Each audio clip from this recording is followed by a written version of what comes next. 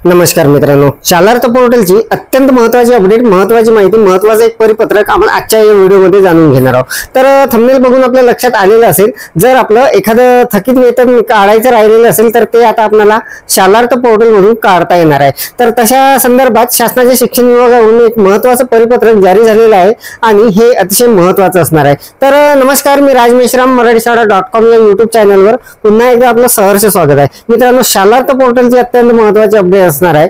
जर आपलं एखादं वेतन किंवा काही थकबाकी असेल तर ते आता आपल्याला शालार्थ पोर्टलवरून काढता येणार आहे। या अगोदर मित्रांनो, आपल्याला थकीत जर वेतन किंवा थकबाकी असेल तर आपल्याला ती ऑफलाईन काढावी लागत होती। शालार्थमध्ये तशी कुठलीही सुविधा देण्यात आलेली नव्हती, परंतु आता शासनाकडून तसं परिपत्रक जारी झालेलं आहे आणि लवकरच आपल्याला तशी सुविधा शालार्थ पोर्टलमध्ये देण्यात येणार आहे। आणि त्यानुसार आपल्याला जर आपलं थकीत वेतन वगैरे असेल तर आपल्याला ते ऑनलाईन शालार्थ प्रणालीमधून काढता येणार आहे। तर त्या संदर्भात जे परिपत्रक निर्गमित झालेलं आहे त्या परिपत्रकाची संपूर्ण सविस्तर माहिती आपण या व्हिडिओमध्ये जाणून घेणार आहोत। अत्यंत महत्त्वाचा व्हिडिओ होणार आहे, त्यामुळे व्हिडिओला स्किप न करता पूर्ण बघा। चॅनलवर जर नवीन असाल तर चॅनलला सबस्क्राइब करायला विसरू नका आणि व्हिडिओ जर आवडला तर व्हिडिओला लाईक व शेअर करा। चला तर मग सुरू करूया।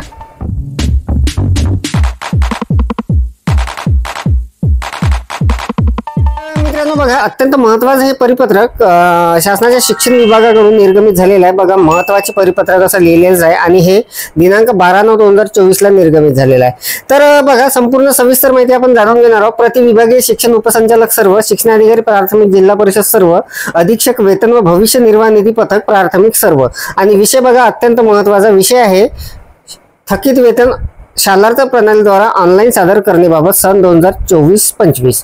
तर बघा, या संदर्भात संपूर्ण सविस्तर माहिती तसेच संदर्भ वगैरे इथे दिलेले आहे।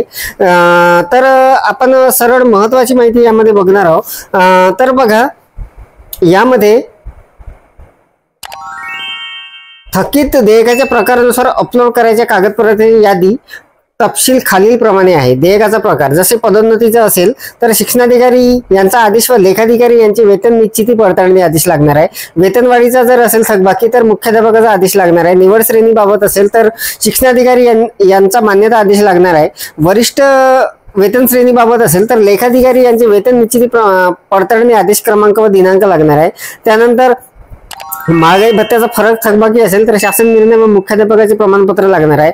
6वा 7वा वेतन आयोग फरक असेल तर मुख्याध्यापकाचे प्रमाणपत्र लागणार आहे, पत्र लागणार आहे।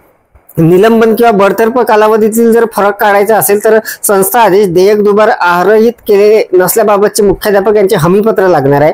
न्यायालयीन प्रकरणाबाबत थकबाकी असेल तर विहित नमुन्यातील न्यायालयीन प्रकरणाचे प्रपत्र, न्यायालयाचा निकाल, घटनाक्रम, याचिका दाखल केलेले प्रतिज्ञापत्र लागणार आहे। त्यानंतर पवित्रद्वारे नियुक्ती असल्यास त्याची जर थकबाकी असेल तर संस्थेचा आदेश व रुजू अहवालाची प्रत लागणार आहे। त्यानंतर नियमित वेतन श्रेणीचा जर फरक असेल तर शिक्षणाधिकारी, शिक्षण उपसंचालक मान्यता व वेतन निश्चिती प्रत लागणार आहे। वरील कागदपत्रासोबत विहित नमुन्यातील संयुक्त स्वाक्षरीचे विवरणपत्र सुद्धा अपलोड करावे लागणार आहे।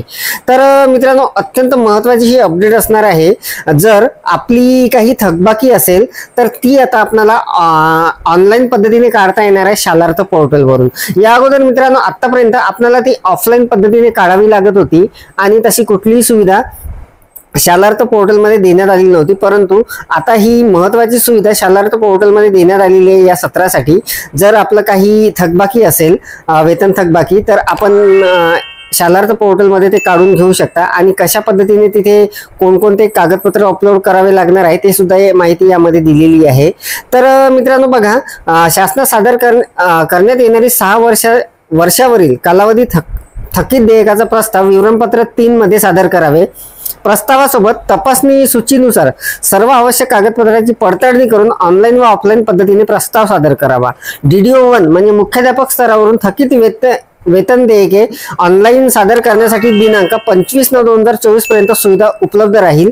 त्यानंतर सन 2024-25 या आर्थिक वर्षासाठी थकीत देयके सादर करण्याची सुविधा उपलब्ध करून देणे शक्य होणार नाही। तर मित्रांनो बघा, हा एक मुद्दा अत्यंत महत्त्वाचा असणार आहे। जर आपले काही वेतन देयके असेल थकीतवाले तर ते आपल्याला जर सादर करायचे असेल तर त्याची शेवटची जी दिनांक आहे ती 25/9/2024 पर्यंत असणार आहे। त्यानंतर आपल्याला ते सादर करता येणार नाही सन 2024-25 करिता। तर ही महत्त्वाची सूचना आहे यामध्ये। वरील प्रमाणे दिलेल्या नियोजनानुसार थकीत देयकांसाठी निधी उपलब्ध करून घेण्याच्या दृष्टीने आपल्या स्तरावरून दिलेली कालमर्यादा पाडल्यास दिनांक 15/7/2017 शासन निर्णयातील परिच्छेद 2 मधील सूचनांनुसार कार्यवाही करणे सोयीचे होईल व पर्यायाने चालू आर्थिक वर्षातील मंजूर असलेल्या तरतुदीमधून नियमित वेतनाचा खर्च नियमितपणे भागवणे सुकर होईल। तसेच थकीत वेतनासाठी तरतूद उपलब्ध करून देण्याबाबत कार्यवाही करता येईल। वर नमुना कालमर्यादा सर्व स्तरावर तंतोतंत पाडली जाईल याची दक्षता घ्यावी। सविस्तर माहितीसाठी शालार्थ मध्ये युजर मॅन्युअल पाहावे। शरद गोसावी, शिक्षण संचालक, प्राथमिक शिक्षण संचालनालय, पुणे। तर मित्रांनो, अत्यंत महत्त्वाची अपडेट, महत्त्वाची माहिती असणार आहे। शालार्थ पोर्टल मध्ये आपलं थकीत वेतन आता काढता येणार आहे। कशा पद्धतीने काढायचं आहे, कधीपर्यंत काढायचं आहे आणि सोबत आपल्याला कोणकोणते कागदपत्र तिथे अपलोड करावे लागणार आहे याची संपूर्ण सविस्तर माहिती आपण बघितलेली आहे। जे देयकाचा प्रकार असणार आहे त्यानुसार आपल्याला आवश्यक काही कागदपत्रे लागणार आहे अपलोड करण्यासाठी। तर मित्रांनो, या पत्राची लिंक या व्हिडिओच्या डिस्क्रिप्शन मध्ये देण्यात आलेली आहे, तिथे जाऊन आपण डाउनलोड करून घेऊ शकता। अत्यंत महत्त्वाची अपडेट, महत्त्वाची माहिती आपण जाणून घेतली। अपेक्षा आहे आपल्याला ही माहिती समजलेली असेल, व्हिडिओ आवडलेला असेल। व्हिडिओ जर आवडलेला असेल तर व्हिडिओला लाईक करा, शेअर करा आणि माझ्या मराठीशाळा.com या YouTube चॅनलवर जर नवीन असाल तर चॅनलला सबस्क्राईब करायला विसरू नका। पुन्हा व्हिडिओ असेल का नवीन माहितीसह, नवीन अपडेटसह, तोपर्यंत धन्यवाद।